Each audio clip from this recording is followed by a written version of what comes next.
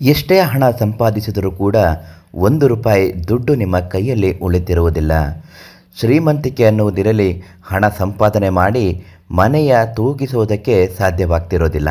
ಅಂತಹ ಸಂದರ್ಭದಲ್ಲಿ ಮನೆಯಲ್ಲಿ ನೀವು ಈ ಒಂದು ಪುಟ್ಟ ದೀಪಾರಾಧನೆಯನ್ನು ಮಾಡುವುದರಿಂದ ಜ್ಯೋತಿಷ್ಯ ಶಾಸ್ತ್ರದ ಪ್ರಕಾರ ಎಲ್ಲ ರೀತಿಯ ಸಮಸ್ಯೆಗಳು ಕಳೆದು ಹಣಕಾಸಿನ ಆಗಮನ ಅನ್ನುವುದು ನಿಮ್ಮ ಮನೆಗೆ ಪ್ರತಿನಿತ್ಯ ಆಗುತ್ತೆ. ಮಹಾಲಕ್ಷ್ಮಿ ನಿಮ್ಮ ಮನೆಗೆ ಬಂದು ನೆಲೆಸುತ್ತಾಳೆ.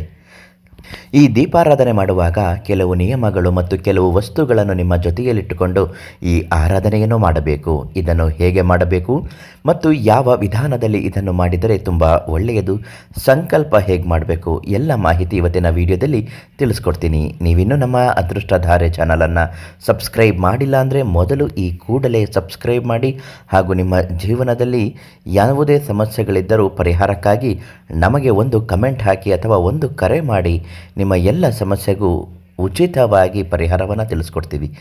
ಈ ವಿಡಿಯೋನ ಇತರರಿಗೂ ಒಂದು 4 ಜನಕ್ಕೆ ಶೇರ್ ಮಾಡಿ. ಸಂಜೆ ಒಳಗೆ ನಿಮಗೆ ಶುಭ ಸುದ್ದಿಗಳು ಸಿಗುತ್ತೆ.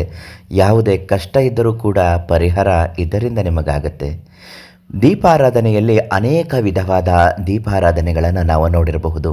ಇಲ್ಲಿ ಹಣಕಾಸಿಗೆ ಸಂಬಂಧಪಟ್ಟ ಹಾಗೆ ಪರಿಹಾರ ಆಗುವಂತಹ ದೀಪಾರಾಧನೆ ಜ್ಯೋತಿಷ್ಯ ಶಾಸ್ತ್ರದ ಅನುಸಾರ ಕೆಲವು ನಿಯಮಗಳನ್ನು ಅನುಸರಿಸಬೇಕು. ಶುಕ್ರವಾರದ ದಿವಸ ಬೆಳಗಿನ ಜಾವ 6 ಗಂಟೆಯ ಸಮಯ ಅಥವಾ ಸಂಜೆ ಗೋಧೂಳಿ ಸಮಯ 6 ಗಂಟೆ ಸಮಯದಲ್ಲಿ ನೀವು ಈ ದೀಪಾರಾಧನೆಯನ್ನು ಮಾಡಿಕೊಳ್ಳಬೇಕು. ಇದನ್ನು ಮಣ್ಣಿನ ತಟ್ಟೆಯಲ್ಲಿ ಮಾಡಿದರೆ ಬಹಳ ಶ್ರೇಷ್ಠ. ಮಣ್ಣಿನ ತಟ್ಟೆಗೆ 3 ಮುಷ್ಟಿಯಷ್ಟು ಅಕ್ಕಿಯನ್ನು ಹಾಕಬೇಕು. ಒಂದು ವೇಳೆ ಮಣ್ಣಿನ ತಟ್ಟೆ ಇಲ್ಲ ಗುರುಗಳೇ ಅನ್ನುವವರು ಮಾಮೂಲಿ ತಟ್ಟೆಯನ್ನು ಇಟ್ಟು ಅದಕ್ಕೆ ಬಿಳಿ ಬಟ್ಟೆಯನ್ನು ಹೊದಿಸಿ ಅದರ ಮೇಲೆಯೇ ನೀವು 3 ಮುಷ್ಟಿಯಷ್ಟು ಅಕ್ಕಿಯನ್ನು ಹಾಕಿ ಆ ತಟ್ಟೆಯ ಸುತ್ತಲೂ ವಿಭೂತಿಯನ್ನು ನೀರಿನಲ್ಲಿ ಕಲಸಿ ಸ್ವಲ್ಪ ಮಟ್ಟಿಗೆ ಸುತ್ತಲೂ ಹಾಕಬೇಕು. ಈ ರೀತಿಯಾದ ಮೇಲೆ ಅರಳಿ ಎಲೆಯನ್ನು, ಅಗಲವಾದಂತಹ ಅರಳಿ ಎಲೆಯನ್ನು ತಂದು ಅದರ ಮೇಲ್ಭಾಗದಲ್ಲಿ ನೀವು ಮಾಡಬೇಕಾಗಿರುವುದು ಇಷ್ಟೇ. ವಿಭೂತಿ ಮತ್ತು ಅರಿಶಿಣ ಕುಂಕುಮವನ್ನು ನೀರಿನಿಂದ ಕಲಸಿಕೊಂಡಿರ್ತಿರಲ್ಲ, ಅದನ್ನು ತೆಗೆದು ಓಂ ಎಂದು ಬರೆದುಕೊಳ್ಳಬೇಕು. ಮತ್ತು ಅದಕ್ಕೆ ಅರಿಶಿಣ ಕುಂಕುಮವನ್ನು ಅರಳಿ ಎಲೆಗೆ ಇಡಬೇಕು. ಮನೆಯಲ್ಲಿರ್ತಕ್ಕಂತಹ ಯಾವುದಾದರೂ ದೀಪವಾದರೂ ಸರಿ, ಬೆಳ್ಳಿ ದೀಪ ಇದ್ದರೆ ಇನ್ನೂ ಶ್ರೇಷ್ಠ, ಅಥವಾ ಮಣ್ಣಿನ ದೀಪ ಇದ್ದರೂ ಪರವಾಗಿಲ್ಲ. ಒಟ್ಟಿನಲ್ಲಿ ಕಬ್ಬಿಣದ ದೀಪ, ತಾಮ್ರದ ದೀಪ, ಮನೆಯ ದೇವರ ಮುಂದೆ ಹಚ್ಚುವಂತಹ ಯಾವುದೇ ದೀಪವಾದರೂ ಪರವಾಗಿಲ್ಲ. ಅದಕ್ಕೆ ನೀವು ತುಪ್ಪವನ್ನು ಹಾಕಬೇಕು. ತುಪ್ಪ ಇಲ್ಲ ಗುರುಗಳೇ, ನಮ್ಮನೇಲಿ ನಾವು ತುಂಬ ಬಡವರು, ನಮ್ಮನೇಲಿ ತುಪ್ಪ ತಗೊಳ್ಳೋದಕ್ಕೂ ದುಡ್ಡಿಲ್ಲ ಅನ್ನುವವರು ಎಳ್ಳೆಣ್ಣೆ ಅಥವಾ ಮನೆಯಲ್ಲಿ ಬಳಸುವಂತಹ ಎಣ್ಣೆಯನ್ನು ಹಾಕಿ ಅದರ ಒಳಗೆ 1 ರೂಪಾಯಿ ನಾಣ್ಯವನ್ನು ಇಡಬೇಕು.